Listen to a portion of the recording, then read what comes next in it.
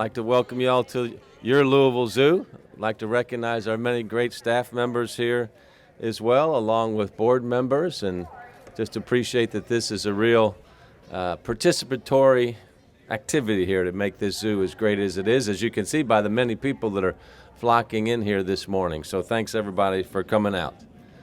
We have a long and storied history here at your Louisville Zoo. In 2019, our community celebrated the zoo's 50th anniversary and 50 years of accomplishments in providing animal welfare and making incredible memories for families and in offering animal conservation education. When you think about our zoo, it does a lot of things, but I love the way that it brings together our city values of health and lifelong learning and compassion into one fantastic place, and countless families have benefited, both local and from around the world, that have visited our zoo. And our zoo is known around the world as a very special place. And one of the reasons why is it has a tremendous legacy with our zoo directors. It's incredible to think that in 50 years, we've only had 4 zoo directors, people that have really loved this institution and have committed a great part of their career to them. One of them, of course, is our tremendous John Walzak and his transformative 36 years of service to our zoo and our community. John Walzak. Thank you, John. And we're doing a world-class transition here as well, and it's a testament to your integrity, John, and it's got to be hard now, or maybe you feel great. I don't know, but standing on that side of the podium right now. But you're a tremendous human being and a tremendous citizen. And of course, we're going to love the fact that you're staying in our city as well. So thank you once again for everything. John Walzak.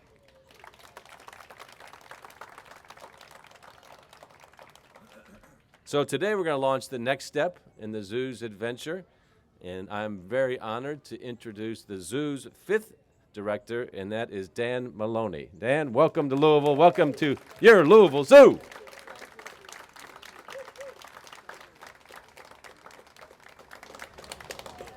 A world-class zoo with a world-class city needs a world-class director to take the zoo into the future, and we really feel great about Dan being that person. Welcome his wife Laura to our city as well. She's an extraordinary talent as well.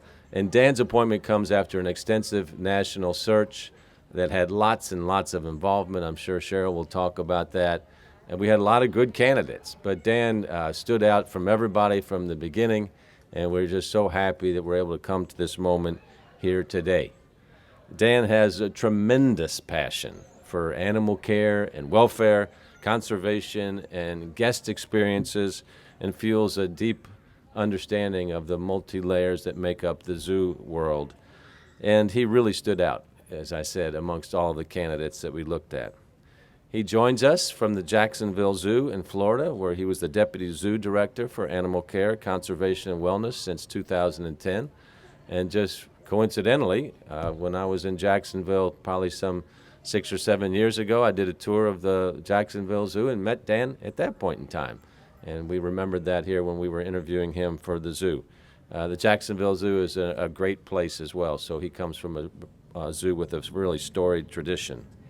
In his role in Jacksonville, he helped raise funds for the zoo's capital campaign, served as the zoo's point person with the Association of American Zoos and Aquariums, and planned and developed multi-million-dollar budgets and worked with staff to create really unique guest experiences. And in that role, Dan also ended up knowing a lot of our staff, because the zoo world's a big world, but it's a small world at the same time, and you know the key players in that. So we have some that are recognized around the world, many of our folks, as was Dan. Dan brings global experience to this job. He also served as general manager for life sciences at Australia's Melbourne Zoo. He's a curator for the Wildlife Conservation Society, and as vice president and general curator for the New Orleans Audubon Zoo, he led the crew who remained behind during Hurricane Katrina. And you can imagine what a challenge that was, not just for the zoo, but they also served as one of the headquarters for the entire city to rebound from Katrina. He's a great citizen as well. We want somebody that's going to lean in and get involved with our entire citizen. In Jacksonville, he's a proud and active Rotarian, having served as the president of the Rotary Club of West Jacksonville from 2019 to 2020.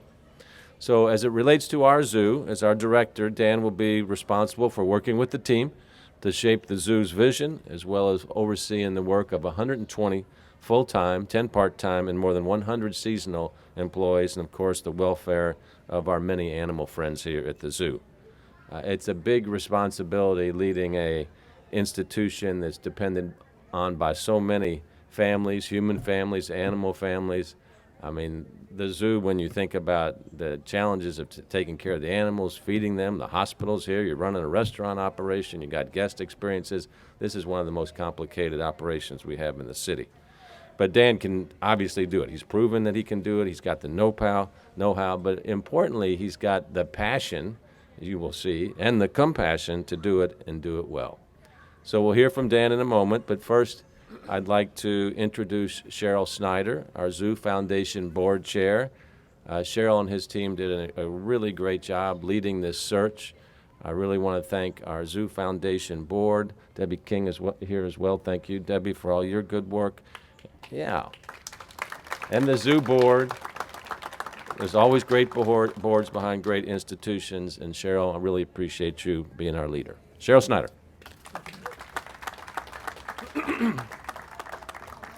Thank you, Mayor Fisher.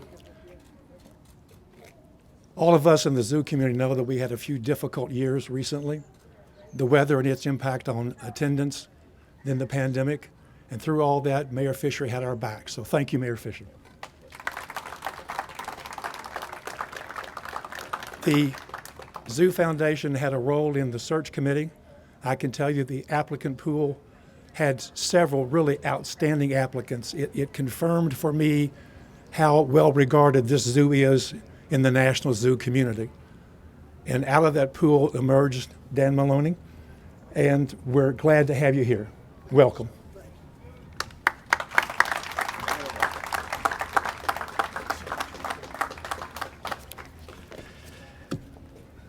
Good morning, everyone. Thank you, Mayor Fisher. Thank you so much. I'm proud and honored to join your team. And Laura and I already feel like Louisville is home and are so appreciative of the extremely warm welcome from everyone. It's just been really extraordinary. Thank you, too, to Deputy Mayor Hessen, Deputy Chief of Staff Dalinger, Cheryl Snyder on our board, and Debbie King, our Chair of Funding and Development, our amazing foundation and Friends of the Zoo members. Nancy is here, who is the immediate past president of the Friends of the Zoo, our staff, docents, and volunteers, and Metro Council for their unwavering support. It's really, really a wonderful moment for me. It's a place I've wanted to come to for many years. I've had my eye on Louisville for a long time, and John just wouldn't get out of the way. He just kept on going. I said, when are you going to leave? I said to John a few years ago, I hope you stay in the zoo and aquarium world for as long as you want, because we need you. But if it's true about these rumors, I would love to be considered a candidate for your to be your successor. And John has done a remarkable job here, creating not only a really fine zoological institution, but a wonderful culture and a great team. And he set the bar so high, I think it's almost insurmountable. But I had an idea, John. It came to me, and I thought, I've already contacted the top conservation geneticists in the country, and I think I'm going to make sure that we crossbreed cardinals and wildcats. They're going to be the new feature exhibit at the zoo. It'll be a fearsome creature that can sing really, really well. But please recognize John again, because he has done an amazing job. He gave us a great base. Thank you, John. Today is my fourth day, and it already seems like I've been here for a lot longer, because it seems like such a great fit. We've had a first birth here while in just the last couple of days. First time we've ever successfully bred gray crown cranes. Used to be called East African crown cranes, and that chick is doing well. I hope Ron and Steve, yeah, they're doing. That's good. Yeah, thank goodness. Yeah, I don't want to make. Good job, guys. Boo at the Zoo is rocking. So if you haven't come out, please come out for Boo at the Zoo. We've already had 25,000 people visit Boo at the Zoo. That'll be running Thursdays through Sundays through the 30th of this month. Always a big favorite within the community, and it looks like this one's going to be great. Let's cross our fingers for the weather. Wild Lights will be coming back in March or so. The Meta Zoo project is up and running. Thank you, Cheryl and the foundation. We're going to keep moving on that. And I wanted to mention to you that we're going to focus on Kentucky Trails. There's a master plan. It's a terrific master plan. We're looking at Kentucky Trails as our next big project. It makes a lot of sense. We can develop a part of the zoo that's not going to impact negatively the rest of our guests. It's a place where we can do some really innovative things. We can help teach people and engage them about living better, living well with wildlife in their midst. We have Backyard Action Heroes is one of our publications. It's sponsored by Toyota. We're going to give Toyota a chance to even sponsor more of that project because it makes sense to recognize those people in our midst, the children and adults who are doing great things for wildlife within the region. And it's part of our mission because we are a safe, inclusive, and engaging place for everyone. Not just because it's the right thing to do, it's because wildlife needs everyone on board. We can't do it without them. I am so excited to be here. I look forward to being here many years to come. We've already purchased a home in the Highlands that needs a lot more work than we thought, but that doesn't matter. That doesn't matter at this point because it's really about celebrating the Louisville Zoo. I really am really proud to be your director. Look forward to many years to come. Thank you so much for coming out today. Please enjoy a day and come to Boo at the Zoo. Thank you.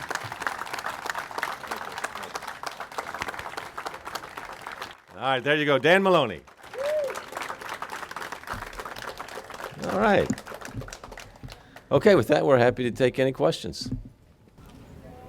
Can you address one of the huge things that the zoo, tradition kind of deal, the zoo is recently losing the train. Can you address how that's looking at this point? Sure. I'm Dan. What's your name? Lexi, WDRB. Hi, Lexi. Good to meet you. We looked at it really, really carefully, and I know it's trains are really a favorite. I think we're going to try to figure out how to substitute and have another conveyance for people. I don't want to deny people the opportunity to move through the zoo. The thing about that train and the route is just that it doesn't really give people much of a view of the animals. And I think we can do better than that. But I know it's hard and kids love the train.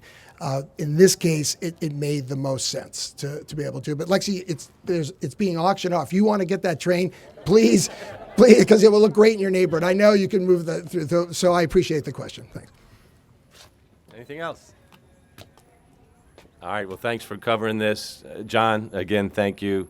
You wouldn't be great without a great team behind you. And Dan, thank you. Welcome. All right, thanks, everybody.